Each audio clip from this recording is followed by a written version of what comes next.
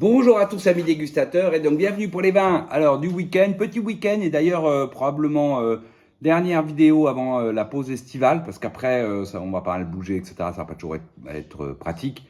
Donc probablement rendez-vous en septembre. Enfin si d'ici là on est encore dans un pays démocratique et dans lequel tout ça a un sens. Mais ça, je vous laisse tous, voilà, maître de votre destin ce soir et la semaine prochaine. En attendant, qu'est-ce qu'on a bu? Alors, on a bu de jolies choses quand même, justement, pour se dire au moins celle-là, on les boira. À commencer par ce pommard, donc de Rebourgeon-Mur, donc le Clos des Charmeaux, millésime 2019. Super millésime 2019, j'ai déjà dit 10 fois, 100 fois, voilà, très grand millésime.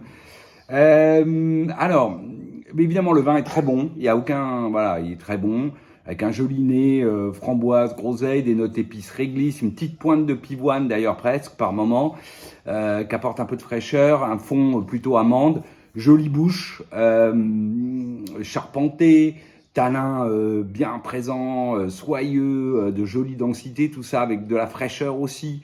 Hein, presque même par moment de la profondeur, donc on est vraiment dans le millésime idéal. Donc très bon et voilà, excellent vin que ce Clos des Charmeaux 2019.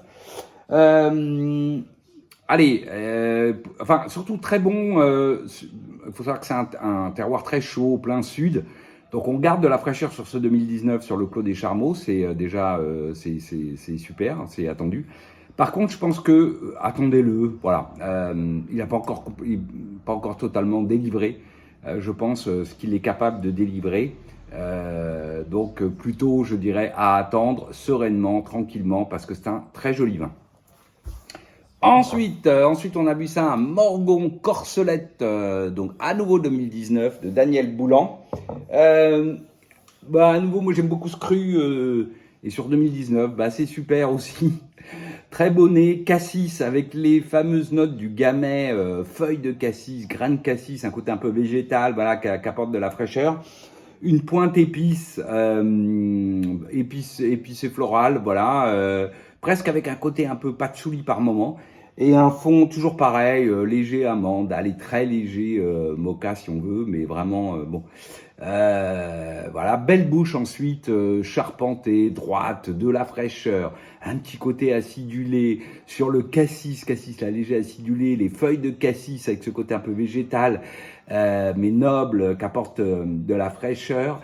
La petite pointe un peu presque patchouli, on va dire floral, avec un côté un peu presque patchouli, et un fond amande, allez, caroube, très léger mocha, super finale, fraîche, voilà, pleine, jolie persistance.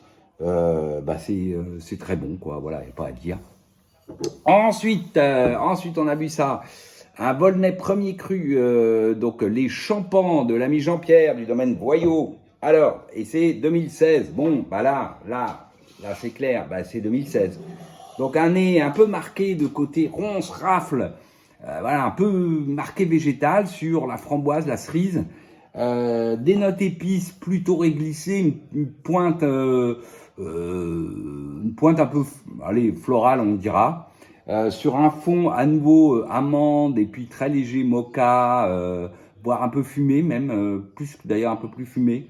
Euh, Bouche charpentée, droite, tanin, alors soyeux à l'attaque, puis après, oui, un peu anguleux sur la finale, un peu raide. Finale fraîche, jolie persistance, toujours sur ce côté cerise framboise, les notes d'épices, les notes légèrement florales, et ce fond plutôt léger fumé. Voilà, hein, c'est 2016 quoi, et donc les tanins sont pas, moi je trouve en tout cas dans ces 2016, c'est un peu vif aussi, hein, la finale est vraiment fraîche, voire vive. Voilà, c'est un peu vif, avec des tanins qui sont pas au top. Alors sur Champan, ça reste excellent parce que c'est Champan, mais voilà, mais c'est un peu les limites de ce millésime en Bourgogne, je trouve, dans lequel les tanins sont pas complètement aboutis. Et puis ce soir, enfin ce midi et ce soir, on boit ça à Saint-Émilion, Grand Cru, Château Juguet, millésime 2015. Donc je vous ai déjà commenté ce vin. Enfin, je sais pas comment vous dire, 15 € la bouteille, bah, c'est super, c'est vraiment un excellent rapport qualité-prix. Très joli nez sur la fraise des bois. Alors certes avec un petit côté, avec des notes un peu, oui, vanille, léger, très léger là, parce que tout ça est fondu, harmonieux, un peu choupa choup certes. Puis ensuite arrivent les belles notes de bois précieux, cèdre, une petite pointe de graphite qui apporte de la profondeur, et un fond tabac, boîte à cigares, fumée. C'est typique de Saint-Émilion, c'est quand même pas typique de Bordeaux, et c'est quand même très très joli. Ensuite, on a une jolie bouche, complètement fondue, c'est soyeux, c'est charpenté, tanin ultra soyeux, avec une petite fraîcheur qui donne un côté acidulé, friand, limite gourmand, mais on reste dans l'élégance, donc c'est plutôt friand. Belle finale, toujours sur ce côté fraise, fraise des bois, les petites notes un peu vanillées, très légères, mais elles sont là. Mais ensuite, tout de suite, arrive le cèdre, le bois précieux, le côté boîte à cigares sur ce fond fumé, tabac. Ouais, bon, bah, moi j'aime beaucoup, voilà, super rapport qualité-prix que ce Château Juillet. Voilà pour ce week-end.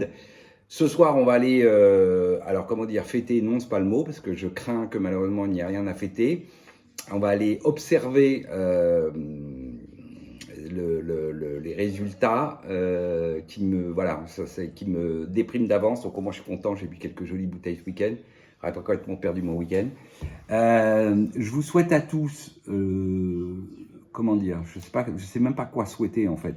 Enfin, j'espère que tout ira bien, qu'on se retrouvera en septembre, dans la joie, la bonne humeur, le respect des uns des autres, l'envie de partage, et voilà, et de construire une société ensemble, et non pas les uns contre les autres. Allez, sur ce, à la rentrée, salut!